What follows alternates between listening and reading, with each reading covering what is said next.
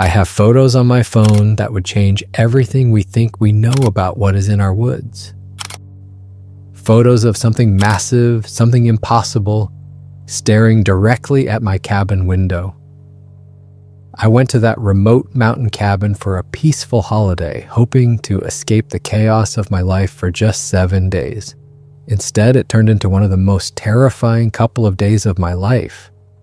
Something was stalking me, watching me, studying me, and when it finally revealed itself in the flash of my camera, I realized I wasn't dealing with any animal I'd ever heard of.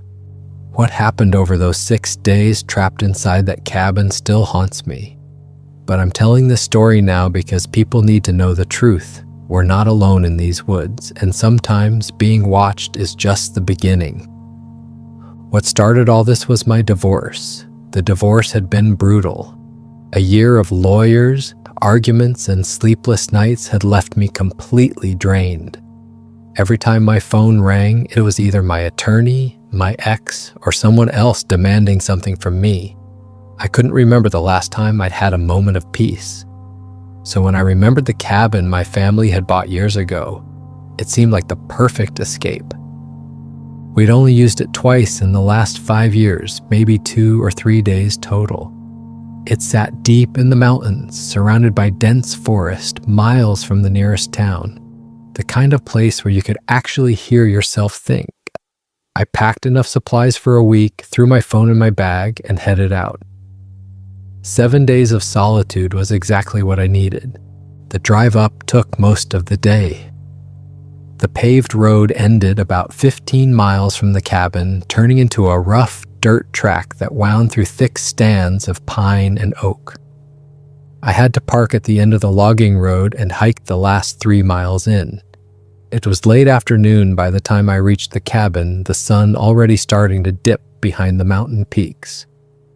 The cabin looked exactly as I remembered it, small, rustic, with weathered wood siding and a stone chimney. It had just 2 rooms inside, a main living area with a fireplace and a tiny bedroom in the back. No electricity, no running water, just a wood stove and an old hand pump outside. The kind of place that forced you to slow down and disconnect. I spent the first afternoon getting settled in. I brought in firewood, lit the stove to warm the place up, and unpacked my supplies.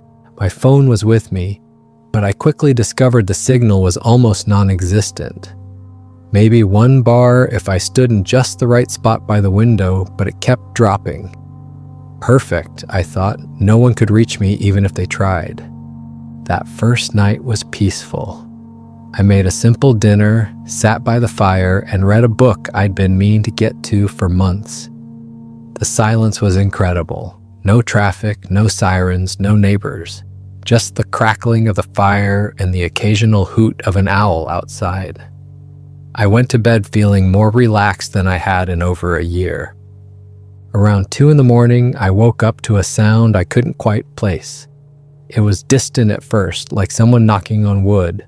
Not rapid knocking, but slow, deliberate thuds. Thunk, pause, thunk, pause, thunk.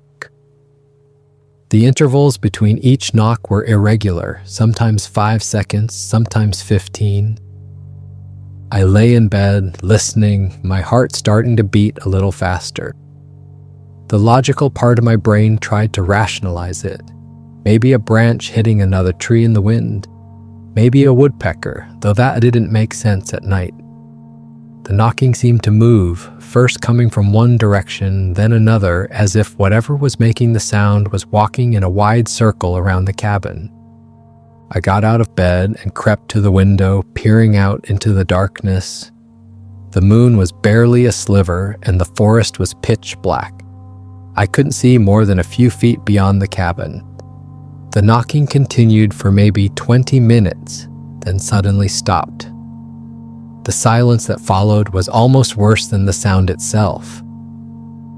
I stood at the window for another 10 minutes, straining to hear anything. Nothing. Eventually, I convinced myself it had to be some kind of natural sound.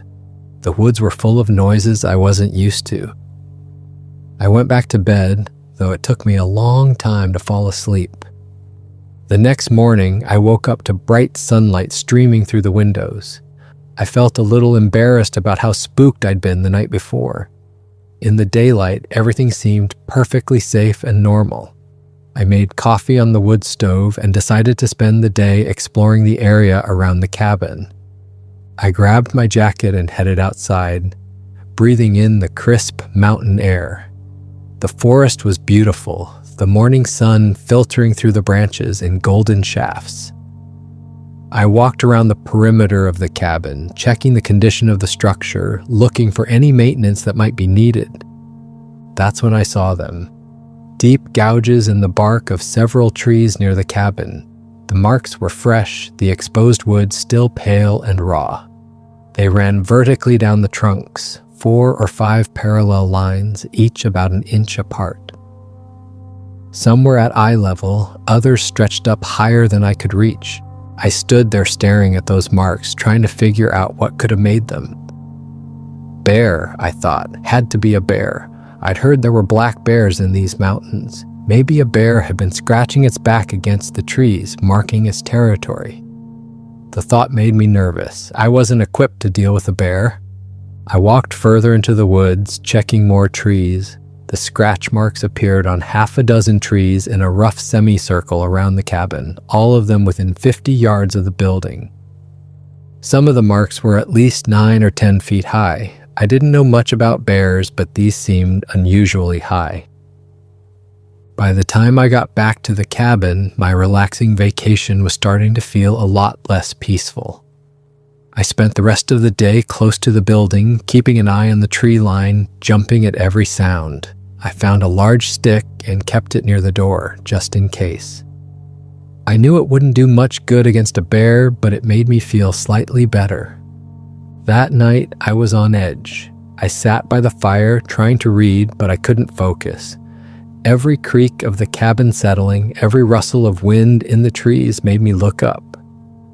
I kept telling myself it was just a bear, that bears generally avoided people, that I'd be fine if I just stayed inside.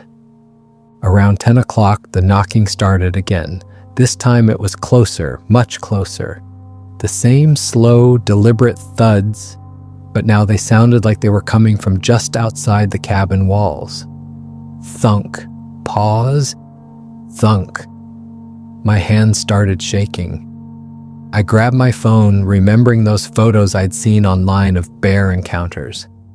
Maybe if I could get a picture, I could figure out exactly what kind of bear it was, know how dangerous it might be. I crept to the window, phone in hand, and activated the camera.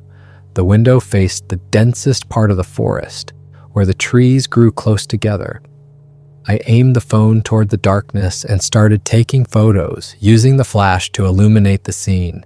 Flash, snap, flash, snap.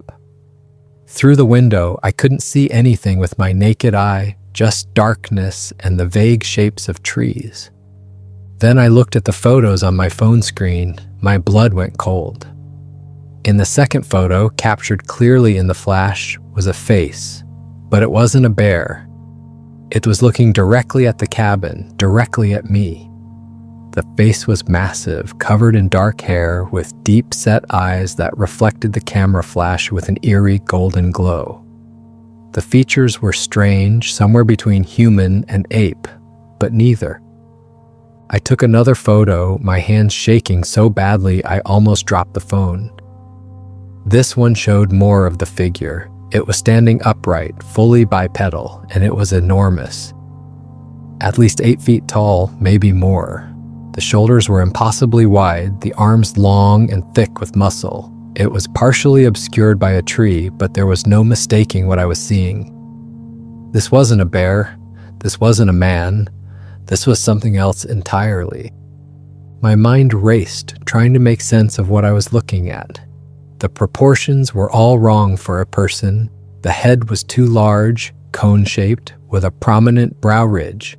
The face had a flat, pushed-in nose and a wide mouth. The body was covered in dark, shaggy hair that seemed to absorb the flash rather than reflect it.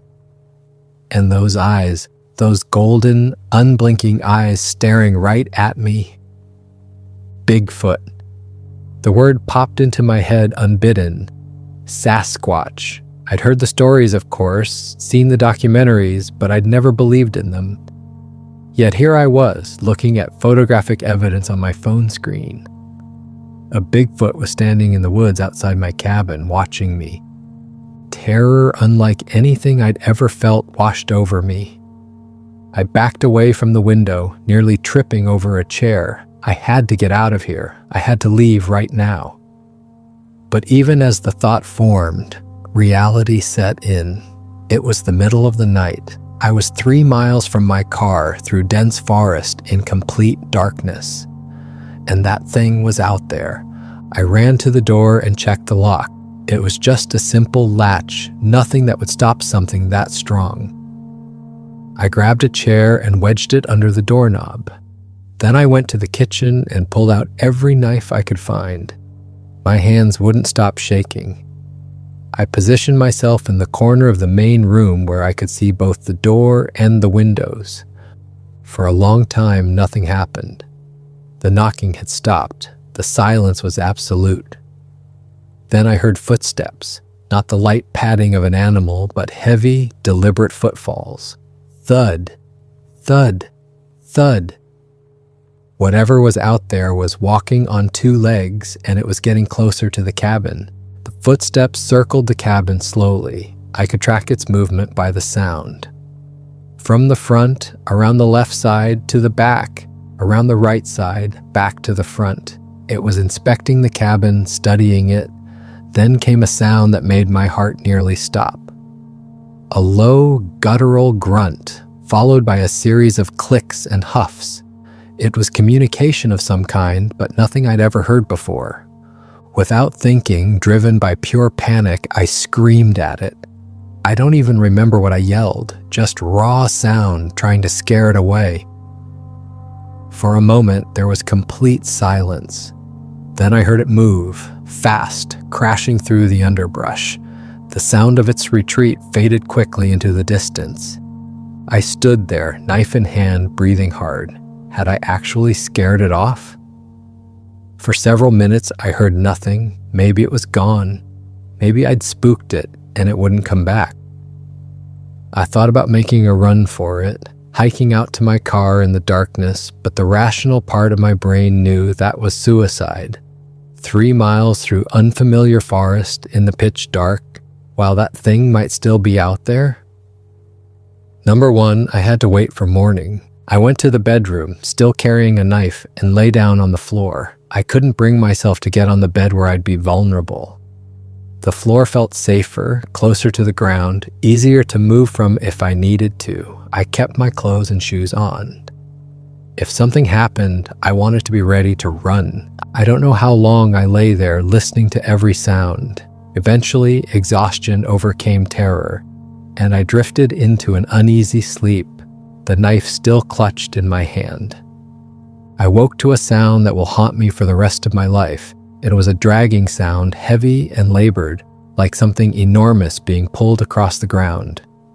Scrape, pause, scrape, pause. I jolted awake, disoriented, my heart already racing. The pale gray light of early dawn filtered through the windows. It was maybe 5 a.m. The dragging sound was getting closer to the cabin. I scrambled to my feet and rushed to the main room, peering out the front window. What I saw made my legs go weak. The Sasquatch was back, and it was dragging a massive log at least 15 feet long and probably 2 feet in diameter. The creature hauled it toward the cabin with seemingly little effort, gripping it with those enormous hands.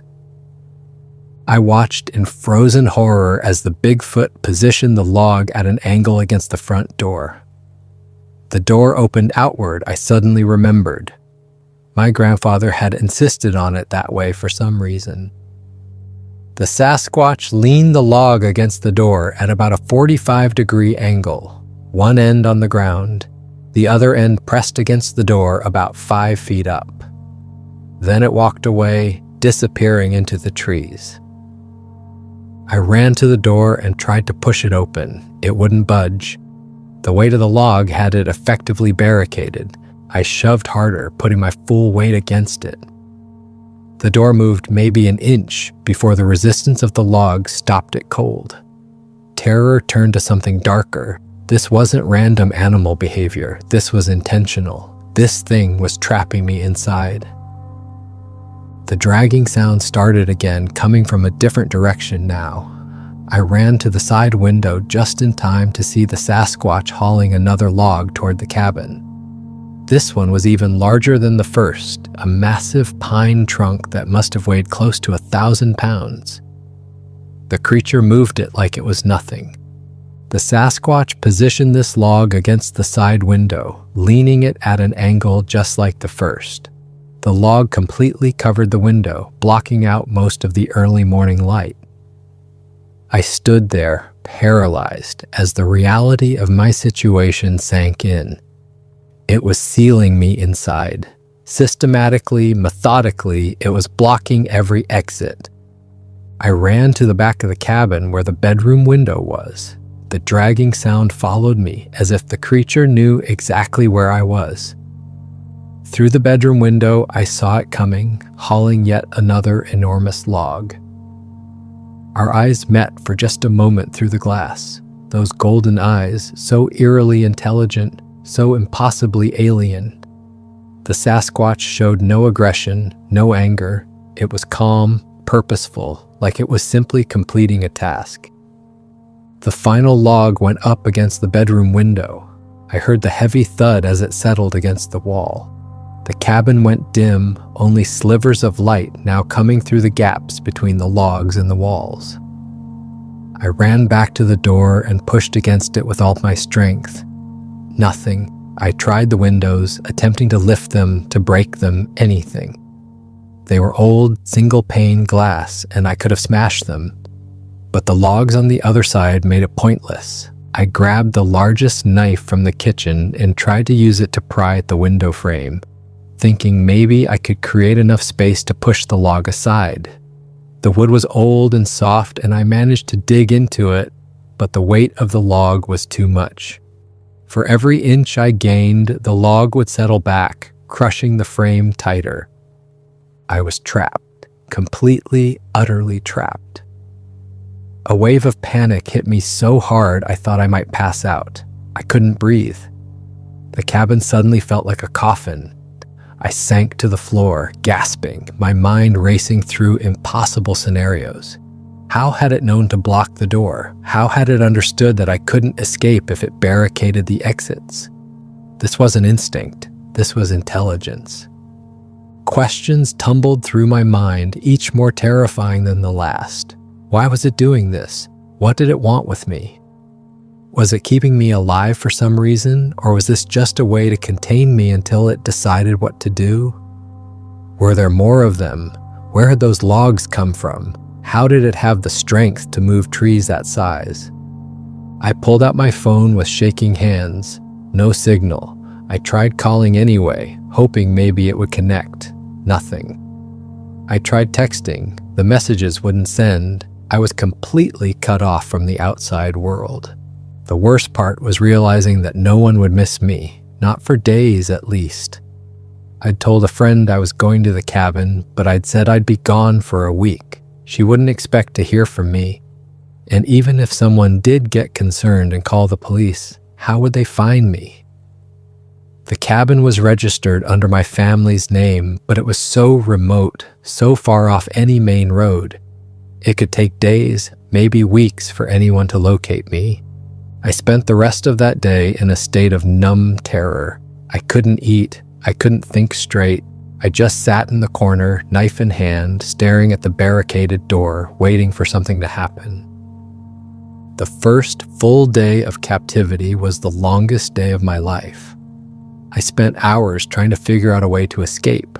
I attacked the door frame with a knife, trying to dig out enough wood to weaken it, but it was solid oak and my knife wasn't nearly strong enough.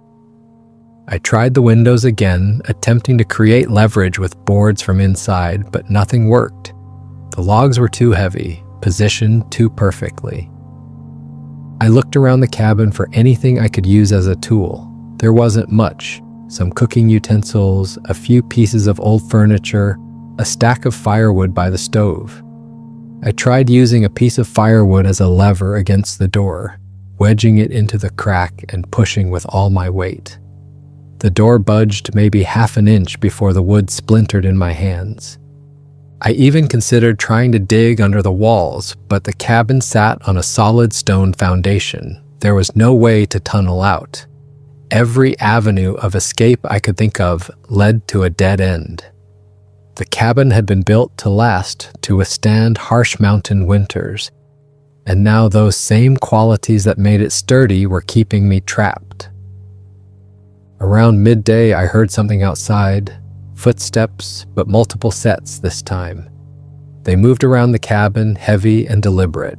I crept to the side window where there was a small gap between the log and the wall. If I pressed my face right against it, I could see a sliver of the outside world. What I saw chilled me to my core. There were 3 of them, 3 Sasquatch, each enormous, moving around the cabin like they were inspecting their work. One was the same one from before. I was sure of it. I recognized those eyes. But the other 2 were different. One was slightly smaller, though still massive by human standards. The third was even larger than the first, with broader shoulders and darker hair.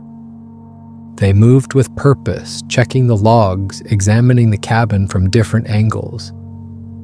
At one point, the largest one bent down and peered through the gap I was looking through. I jerked back instinctively, my heart hammering. For several terrifying seconds, all I could see was that massive face, those golden eyes staring directly at me. Then it straightened up and moved away. The Sasquatch communicated with each other using a series of grunts, clicks, and low hooting sounds. It was clearly language of some kind, though nothing like anything I'd ever heard. The sounds had rhythm and pattern. They were talking about me, I realized, discussing me like I was some kind of exhibit. That realization brought a fresh wave of horror. I wasn't a threat to them. I wasn't prey. I was a curiosity. Something to study, to observe. They'd trapped me like an animal in a cage, and now they were watching to see what I would do. I felt utterly dehumanized, reduced to something less than a person. I was their captive, their specimen. The Sasquatch stayed near the cabin for hours. Sometimes they'd leave, and I'd hear them moving through the forest, but they always came back. At night, they were especially active. I'd hear them circling the cabin, occasionally making those eerie vocalizations. Sometimes they'd scratch at the logs or thump them with what sounded like sticks. Testing the barriers, communicating, I had no idea. As darkness fell on that first full day of captivity, I realized I needed to ration my remaining supplies more carefully. I had maybe 2 days of food left if I ate normally, but I could stretch it to 4 or 5 if I was disciplined. Water was a bigger problem. My canteen was nearly empty, and dehydration would kill me faster than starvation. I allowed myself small sips, just enough to keep my mouth from going completely dry. The cabin grew cold as the fire died down. I was afraid to use too much firewood, worried about the smoke drawing more attention, though that seemed ridiculous given my situation. The Sasquatch already knew exactly where I was. Still, I kept the fire small, just enough to ward off the worst of the chill. I barely slept that night. Every sound sent adrenaline coursing through me. I kept thinking about all the stories I'd heard about Bigfoot sightings, how they were usually brief glimpses, fleeting encounters. No one ever talked about being held captive by them. Was I the first, or had there been others who'd never made it back to tell their story? That thought terrified me more than anything else. Around 3 a.m, I heard something that made my blood run cold. Scratching sounds right above my head. Something was on the roof. The scratching moved across the ceiling, slow and methodical, accompanied by low grunting. One of the Sasquatch had climbed onto the cabin and was examining it from above. I lay frozen on the floor, barely breathing as the sounds continued for what felt like an eternity. Eventually, the scratching stopped, and I heard the heavy thud of something dropping to the ground outside. The second day was worse than the first. The novelty of my situation, if you could call it that, had worn off. This was real. I was trapped, possibly for good. No one was coming to save me. The Sasquatch had me, and there was nothing I could do about it. By the third day, a terrible numbness had set in. The initial terror had faded into a dull, constant dread. I was running low on food. I'd brought enough for a week, but stress had killed my appetite. Still, I forced myself to eat small amounts, knowing I needed to keep my strength up. The water from my canteen was running low too. There was the hand pump outside, but that might as well have been on the moon. I tried to maintain some semblance of routine.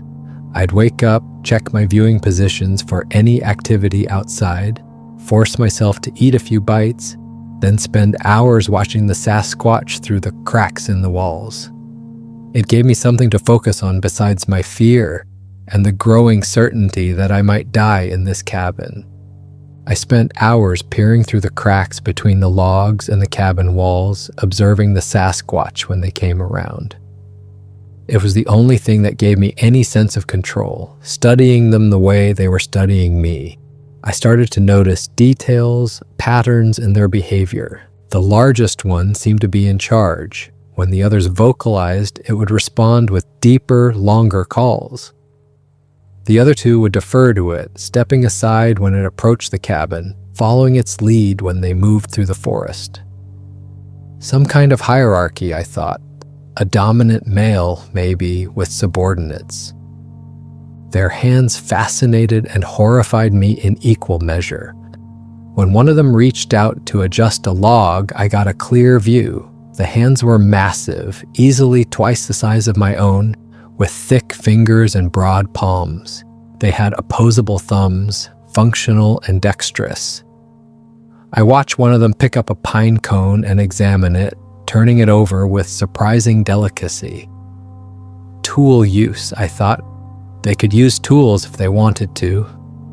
Their gait was distinctive. When they walked, they didn't move like humans or apes. It was somewhere in between, a peculiar rolling motion that covered ground efficiently despite seeming almost casual. They could move fast when they wanted to. I'd seen one sprint after something in the distance, covering maybe 50 yards in seconds. The speed was terrifying. Their faces were the hardest to look at.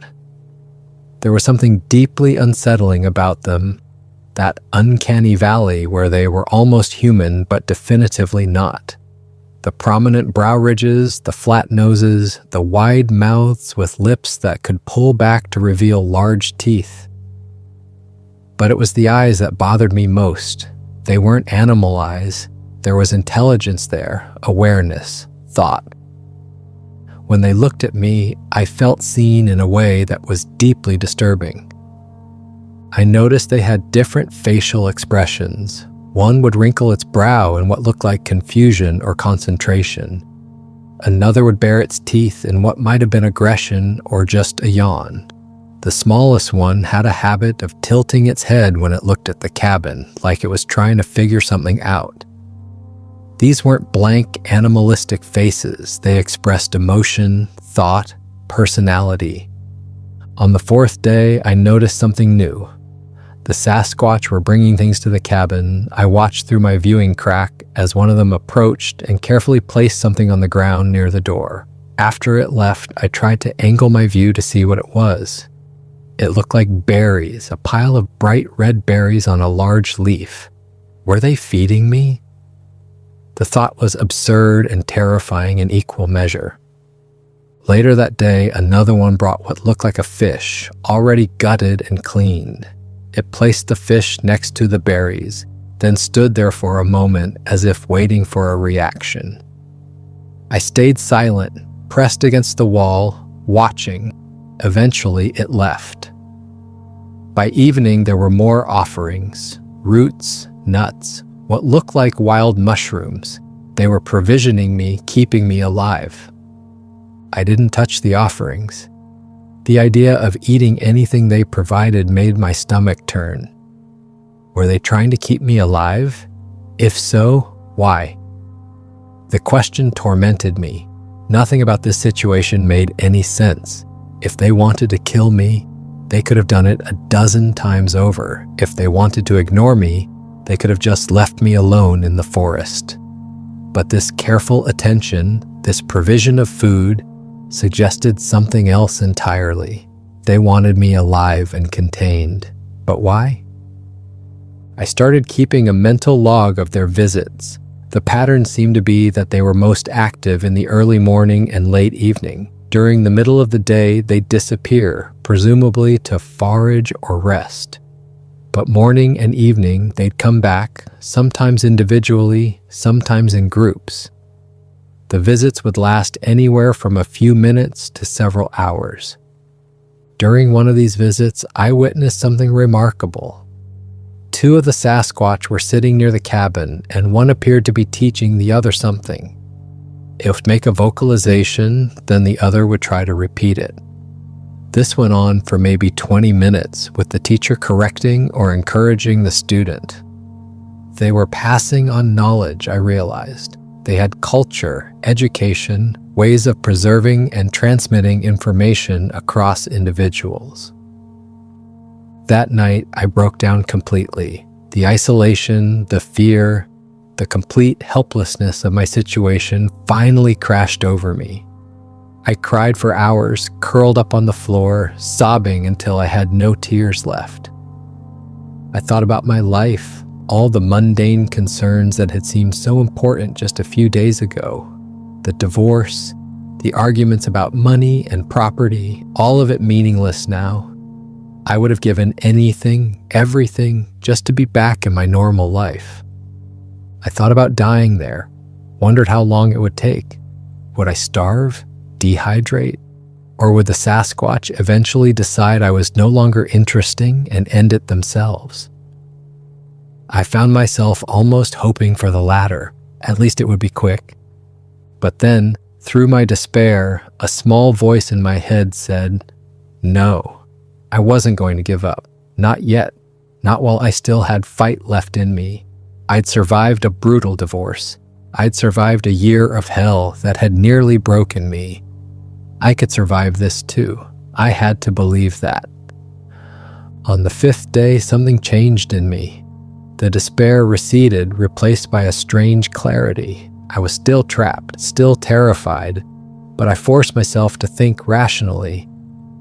If I was going to survive this, I needed to understand what was happening. Why was I being kept here? What did these creatures want? I went back to my observation post at the crack in the wall and watched. The Sasquatch came and went throughout the day, but their behavior had shifted slightly. They seemed less interested in the cabin itself and more interested in the surrounding area. I watched them move through the forest, foraging for food, interacting with each other. They had a social structure, clear relationships, ways of communicating that went beyond simple grunts. At one point, I saw the smallest of the three approach the others with what looked like a root of some kind.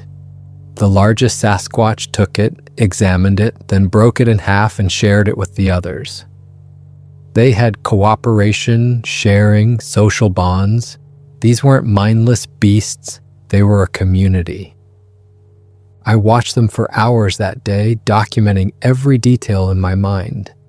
The way they moved through the forest was remarkably quiet despite their size.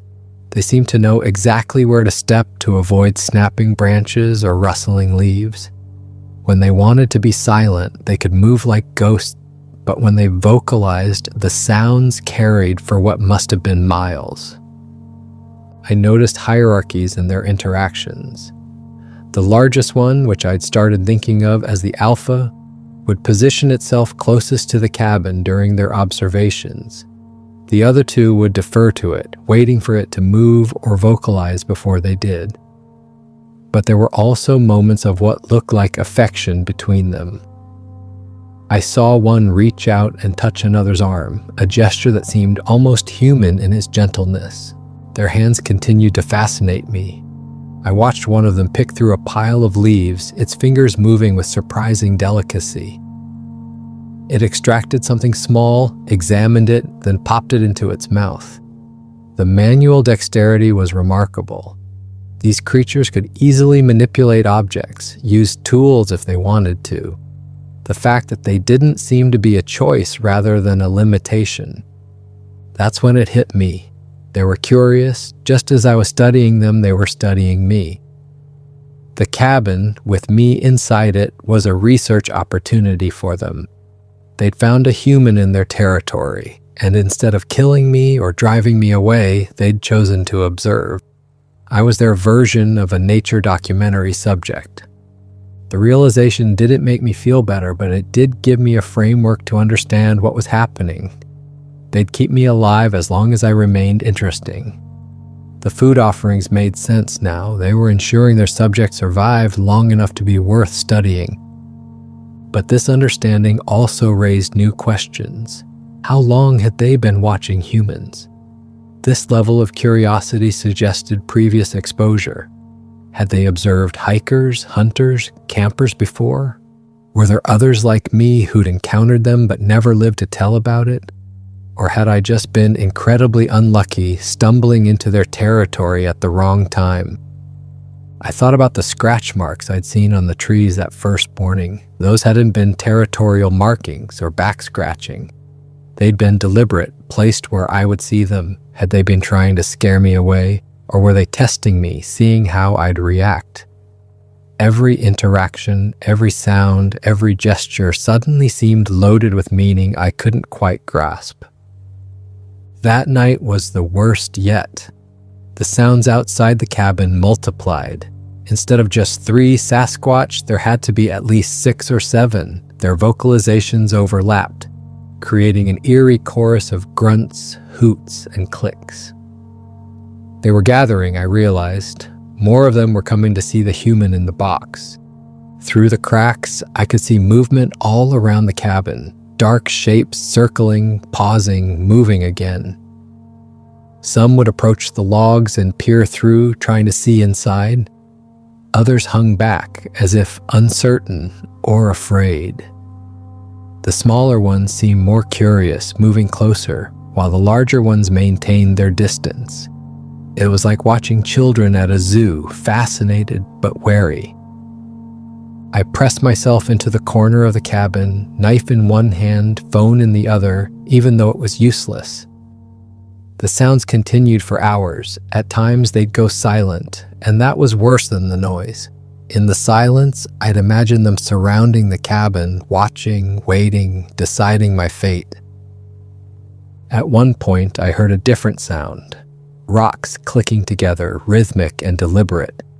One of the Sasquatch was making tool-like sounds, perhaps demonstrating something to the others. The clicking continued for several minutes, then stopped. More vocalizations followed, what sounded like responses or commentary. They were having a discussion, I realized. About what? I could only guess. About me, probably. About what to do with the human they'd captured. I didn't sleep at all that night. By morning, I was exhausted, running on pure adrenaline. My food was almost gone. My water canteen was empty. I was dehydrated, hungry, and starting to feel the effects of both. My thinking was getting fuzzy, my reaction slower. I knew I couldn't last much longer. My lips were cracked and bleeding from dehydration. My hands shook constantly. I felt feverish one moment, freezing the next. The lack of proper food and water was taking its toll rapidly. I tried to ration the last few bites of food I had left, but my body was screaming for sustenance. The food offerings from the Sasquatch sat outside the door, untouched. Pride, fear, or stubbornness kept me from considering them, even as I grew weaker. On the 6th night, something different happened. I was lying on the floor in the bedroom, too weak to even sit up, when I heard a sound at the back window. The scraping of wood against wood, then a heavy thud as something was moved. Light, actual sunlight, not the dim, filtered glow I'd been living with, poured through the bedroom window. I scrambled to my feet, my heart racing.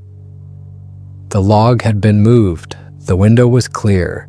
Through the glass, I saw one of the Sasquatch, the smallest of the original three. It was standing back from the window, watching me. Our eyes met, and for a moment we just stared at each other. Then it did something I never expected. It raised one massive hand and pointed, not at me but toward the forest, in the direction of the logging road where my car was parked. The gesture was unmistakable. Go. It was telling me to go. I stood frozen, unable to process what was happening. Was this a trick? A test? Or was this creature actually helping me? The Sasquatch pointed again, more emphatically this time, then tapped gently on the glass. The message was clear. This was my chance. I didn't waste time questioning it. I rushed to the window and struggled to open it. The old frame was swollen from humidity and age, but desperation gave me strength. After several attempts, the window screeched open. Cold night air rushed in, the most beautiful feeling I'd ever experienced. I climbed through the window, my movements clumsy and frantic. I expected the Sasquatch to grab me, to stop me, but it just stood there watching. When I was out, standing on the ground, I looked back at it. Even in my terror and desperation, I recognized that this creature had saved my life. Whatever its reasons, it had freed me when it didn't have to. I started walking toward the forest, toward where I thought the logging road was, glancing back at the Sasquatch. It remained still, silhouetted against the cabin. I picked up my pace, moving faster, my legs unsteady from days of confinement. The Sasquatch didn't follow. When I was maybe 50 yards away, I heard it. The most horrific sounds I'd ever experienced. Screams, roars, the sounds of violence erupting from near the cabin. Multiple Sasquatch vocalizing in what could only be described as rage. There was a fight happening. The one who'd freed me must have been discovered, confronted by the others. Were they punishing it for letting me escape? I ran. Every ounce of energy I had left went into running. My legs burned, my lungs screamed for air, but I didn't stop. Behind me, the sounds of the fight continued, then gradually faded as I put distance between myself and the cabin. Trees whipped past me in the darkness. I fell twice, scraped my hands and knees on rocks and roots, but I got up and kept running. I don't know how long I ran. Time lost all meaning. It could have been 20 minutes or 2 hours. Eventually, by some miracle, I stumbled onto the logging road. I recognized the landmark, a distinctive boulder that marked where the road widened. My car was close. I found it right where I'd left it, untouched. My hand shook so badly I could barely get the key in the ignition. The engine turned over on the second try, and I've never been so grateful for anything in my life. I threw the car into gear and drove. I drove too fast for the rough road, the car bouncing and scraping on rocks, but I didn't care. I just needed to get away. As I drove, I cried, not from fear this time, but from relief, from exhaustion, from the overwhelming rush of having survived. I cried for myself, for what I'd been through, and I cried for that Sasquatch, the one who'd freed me, wondering what price it had paid for showing mercy. I drove straight through the night, not stopping until I reached a gas station in the nearest town. It was early morning, and the attendant looked at me like I was a ghost. I must have looked terrible. Dirty, scratched up, eyes wild from lack of sleep and too much adrenaline. I bought water and food and sat in my car, shaking, trying to process what had happened. I drank 3 bottles of water in quick succession, my dehydrated body absorbing every drop. The food was harder. My stomach had shrunk from days of barely eating, and even though I was starving, I could only manage a few bites before feeling sick. I sat in that gas station parking lot for over an hour, just trying to pull myself together enough to finish the drive home. I thought about going to the police, but what would I say? That I've been held captive by Bigfoot? They'd think I was insane. I'd be institutionalized or laughed out of the station. The photos on my phone were the only proof I had, but even those could be dismissed as fakes or misidentifications. I imagined trying to explain it, seeing the skepticism in their eyes, and I knew I couldn't do it. The drive home was surreal. Everything looked so normal. Cars passing by, people going about their lives, completely unaware of what existed out there in the deep woods. I wanted to stop each of them and tell them, warn them, but I knew how crazy I would sound. The disconnect between my experience and the mundane reality around me was almost too much to process. So I didn't report it. I drove home, took a long shower, and tried to return to normal life. But nothing was normal anymore. The shower was a revelation, warm water, soap, the simple luxury of being clean. I stood under the spray for nearly an hour, watching days of dirt and fear wash down the drain. But no amount of scrubbing could wash away what I'd experienced. I couldn't sleep without nightmares. The first night home, I woke up screaming 3 times, convinced I was still trapped in that cabin. Every sound at night made me jump. The creak of the house settling would send me bolt upright in bed, heart pounding. I started sleeping with all the lights on, something I hadn't done since childhood. Even then, sleep was elusive and fractured. The divorce, which had seemed like the end of the world, now felt trivial. My attorney called a few days after I got back, wanting to discuss some paperwork. I found I couldn't care about it. What did property division matter when I'd faced something that challenged everything I thought I knew about reality? I told them to handle it however they wanted. Nothing in that legal process mattered anymore. I went to a therapist after a couple of weeks. I had to talk to someone, even if I couldn't tell them the whole truth.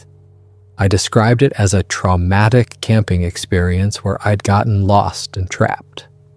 The therapist diagnosed me with post-traumatic stress, which wasn't wrong, just incomplete. They prescribed medication for anxiety and sleep. The pills helped a little, but they couldn't touch the core of what I'd experienced. I've gone over those 6 days 1,000 times in my mind, trying to understand what happened and why. The Sasquatch could have killed me at any time. Instead, they kept me alive, studied me, and eventually let me go.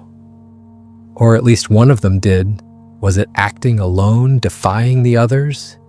Was it younger, more compassionate, less bound by whatever rules their society had? I'll never know. I studied the photos I'd taken on my phone, zooming in on every detail. The face in those images was undeniably real. No costume could replicate that combination of human and animal features. No actor could create that look in those eyes, that sense of intelligence and awareness. I showed the photos to a few trusted friends, but their reactions varied from skepticism to dismissal. One friend suggested I'd photographed a bear, and my traumatized mind had filled in the rest. Another suggested I'd encountered a hermit or a homeless person. No one believed the truth. What I do know is that they're real. Sasquatch, Bigfoot, whatever you want to call them, they exist. They're not just animals. They're intelligent, social creatures with their own culture and ways of thinking. They're cautious around humans, which explains why we rarely see them. And they're capable of a complex behavior, including curiosity, cooperation, and even mercy.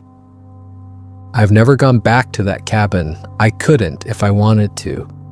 The thought of being in those woods again, of potentially encountering them again, fills me with a terror I can't describe.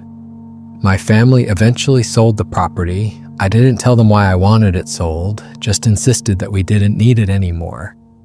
They thought I was being impulsive, making rash decisions because of the divorce. Let them think that. It was easier than the truth. The new owners probably have no idea what lives in those woods. Part of me feels guilty about that, like I should have warned them somehow. But what would I say? The guilt eats at me sometimes, especially late at night when I can't sleep. What if they encounter the Sasquatch? What if they're not as lucky as I was? Sometimes I think about the Sasquatch that freed me. I wonder if it survived the confrontation with the others. I like to think it did, that maybe it changed something in their group, made them understand that keeping humans captive was wrong. But that's probably just wishful thinking. More likely, it paid a terrible price for its compassion. That thought haunts me almost as much as the captivity itself. I've started researching Bigfoot sightings online, reading accounts from other people who claim to have seen them. Some sound genuine, describing details that match what I experienced. The intelligence, the physical characteristics, the way they move. Others sound like attention-seeking nonsense. But I can't dismiss any of it outright anymore. I know what I saw, I know what I experienced. The experience changed me in ways I'm still discovering. I'm more cautious now, more aware of my surroundings. But I'm also more open to possibilities I would have dismissed before. The world is larger and stranger than we're taught to believe. We live in narrow bands of understanding, convinced we know everything, when really we've barely scratched the surface. I'm sharing this story now because I think it's important. Not to prove that Bigfoot exists, though I have the photos if anyone wants to see them. But to warn people. If you go deep into the wilderness, understand that you're entering territory that belongs to things we don't fully understand. Respect that. Be careful. And if you ever find yourself in a situation like mine, remember that sometimes survival means accepting help from the most unexpected sources.